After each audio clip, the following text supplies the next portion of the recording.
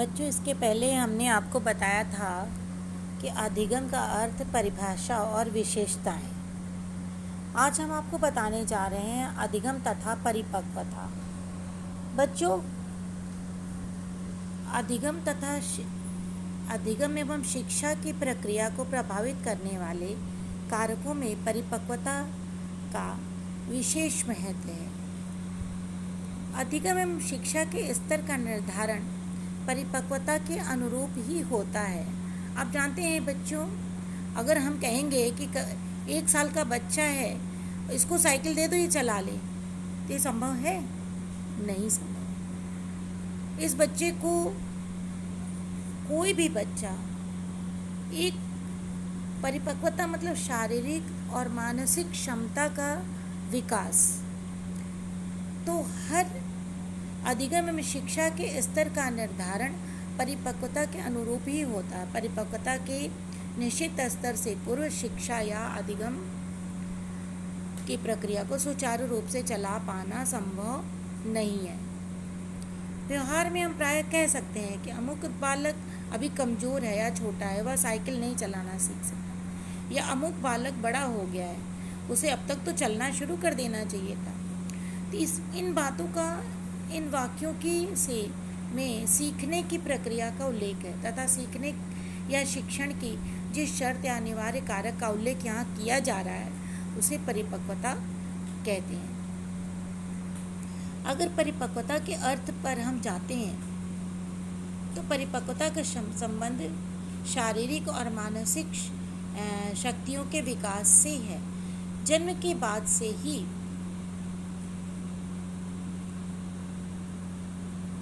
शिशु के शरीर का निरंतर विकास होता जाता है। जैसे जैसे शरीर के विभिन्न अंगों की वृद्धि होती जाती है, वैसे वैसे अंगों की शक्ति एवं क्षमता भी बढ़ती जाती है। विभिन्न अंगों की क्षमता का बढ़ना एवं उसे सुदृढ़ होना ही परिपक्वता कहलाता है। परिपक्वता तथा आकार की वृद्धि में पर्याप्त अंतर होता है। केवल आकार बढ़ जाने से बालक की परिपक्वता निश्चित नहीं सुनिश्चित की जा सकती है।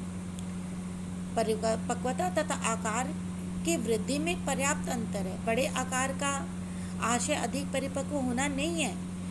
एक बच्चा अगर 5 वर्ष की आयु का है और उसका शरीर देखने में 7 वर्ष के बच्चे की तरह है, तो इसका मतलब वो परिपक्व नहीं हो सकता, परंतु वह उससे परिपक्वता के मापदंड की पुष्टता एवं क्षमता अलग अलग है।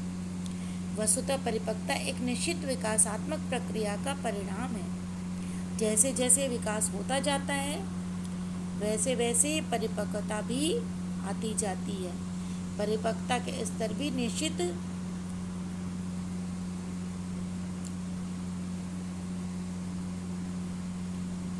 होते हैं। 5 वर्ष की आयु में परिपक्वता 10 वर्ष के आयु की परिपक्वता के अनुरूप से 5 वर्ष के बालक की परिपक्वता 10 वर्ष के बालक से अनिवार्य रूप से कम होगी। तो बोरिंग महोदय ने भी इस बात को एक्सप्लेन करते हुए कहा है कि हम परिपक्वता शब्द का प्रयोग उस वृद्धि और विकास के लिए करेंगे जो किसी बिना सीखे हुए व्यवहार या विशिष्ट व्यवहार को के सीखने के पहले आवश्यक होती है। हम सभी जानते हैं कि कक्षा 1 से 12 तक हमारा विद्यालय है, उसमें 1 से 12 तक के बच्चे पढ़ते हैं। तो क्या जो सिलेबस, जो पाठ्यक्रम कक्षा 2 के बच्चे का होता है वही कक्षा 5 के बच्चे का होता है, या जो पाठ्यक्रम गणित में कक्षा 5 के बच्चे का होता है, क्या वही कक्षा 7 और 8 और 10 के बच्चों का होता है? नहीं होता है। क्यों? ये बातें सीखने से डिपेंडेंट नहीं है, बल्कि ये बातें परिपक्वता पर आधारित होती हैं कि कक्षा 5 के बच्चे का मानसिक और मानसिक क्षमता कितनी है, वो कितना पढ़ सकता है। जितना वो पढ़ सकता है वो कक्षा 10 की सिलेबस को नहीं पढ़ सकता। यहाँ पर ये बातें स्पष्ट की जा सकती हैं। स्पष्ट है कि प्रत्येक कार्य को करने अथवा सीखने के लिए जो शक्ति अथवा क्षमता आवश्यक होती है उसे ही हम परिपक्वता कहते हैं। उदाहरण के लिए मानव शिशु के लिए चल फिर सकने के लिए परिपक्व, ये सारी सकने के लिए इतनी परिपक्वता अनिवार्य होती है कि उसकी टांगे पूरे शरीर का वजन उठा सके तथा शरीर का संतुलन बना सके। अगर हम देखें कि परिपक्वता तथा सीखना, परिपक्वता तथा अधिगम में क्या संबंध है, तो सीखना तथा परिपक्वता दोनों ही व्यक्ति के व्यवहार को परिवर्तित करते हैं, परंतु वास्तव में परिपक्वता वह आधार है जो किसी भी सीखने के लिए आवश्यक होती है। जब तक किसी कार्य को सीखने के लिए बालक में या व्यक्ति में पर्याप्त परिपक्वता नहीं है, तब तक वो सीखने की प्रक्रिया नहीं चल सकती। उदाहरण के लिए 4 माह के शिशु के लिए आपको चलना सिखाएं तो वो कदापि नहीं चल सकता है, किंतु यदि कोई व्यक्ति अपनी परिपक्वता को सीखने में कोई व्यक्ति अपनी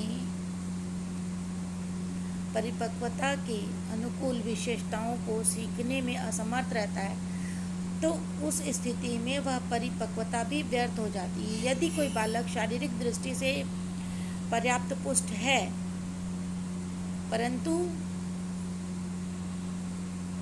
फिर वो चलना बोलना नहीं सीख पाता है, तो उसकी पुष्टता किसी काम की नहीं है।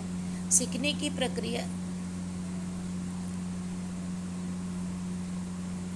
इस प्रकार स्पष्ट है कि परिपक्वता सीखने की प्रक्रिया में घनिष्ठ संबंध है कि अगर बच्चा परिपक्व नहीं होगा तो सीखना नहीं हो पाएगा, उसकी प्रक्रिया नहीं हो पाएगी, और अगर वो परिपक्व होगा तो उसका सीखना ठीक प्रकार से हो पाएगा।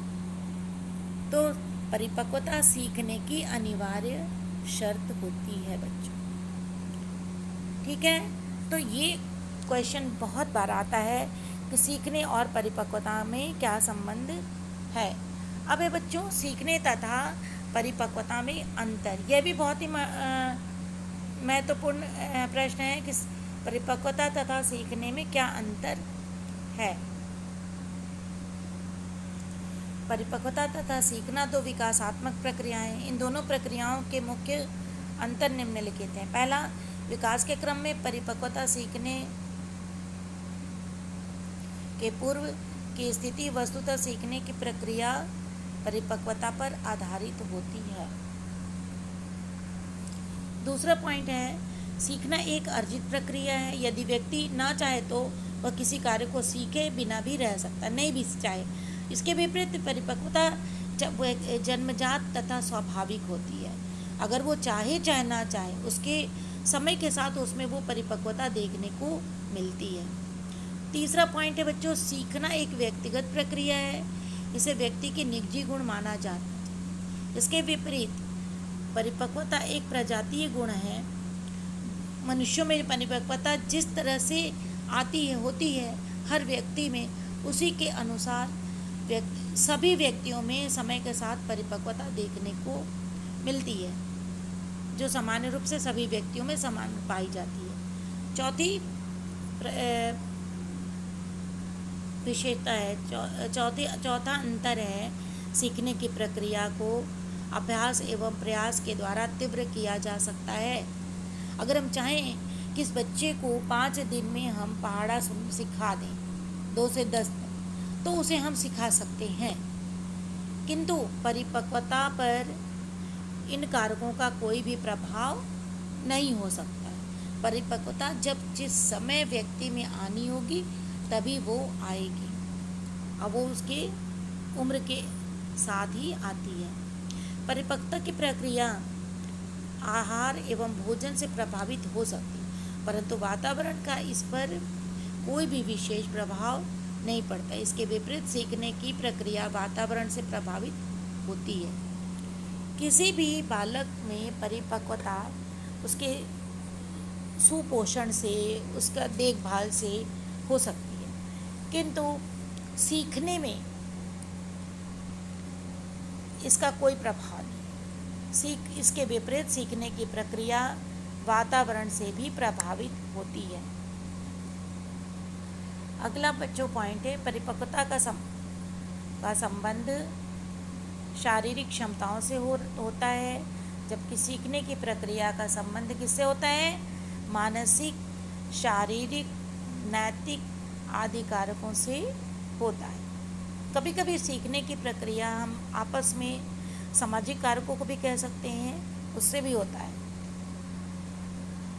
सामान्य रूप से अगर सीखने और परिपक्वता के अंतर की बात करते हुए अगले पॉइंट में अगर हम देखते हैं कि सामान्य रूप से परिपक्वता की प्रक्रिया पर प्रेरणा का कोई प्रभाव नहीं पड़ता है, किंतु सीखने पर प्रेरणा का प्रबल प्रभाव पड़ता है। अगर बालक को प्रोत्साहित किया जाता है तो उसके सीखने की गति बढ़ जाती है, किंतु बालक को प्रेरित करने से उसकी परिपक्वता की गति नहीं बढ़ती है। वो तो उम्र के साथ ही, आयु के साथ उसमें परिपक्वता देखने को मिलेगी। इसी प्रकार अगला है, सामान्य रूप से परिपक्वता एक अचेतन प्रक्रिया है, जबकि सीखना एक चेतन प्रक्रिया है। इसी प्रकार सीखने और परिपक्वता को प्रक्रिया एक दूसरे से घनिष्ठ संबंध होते हुए भी दोनों ही प्रक्रियाओं में पर्याप्त अंतर होता है। तो बच्चों, आज ये दोनों ही प्रश्न आप अपनी कॉपी में कर लीजिए कि सीखने में और परिपक्वता में क्या संबंध है तथा सीखने में और परिपक्वता में क्या अंतर है। धन्यवाद।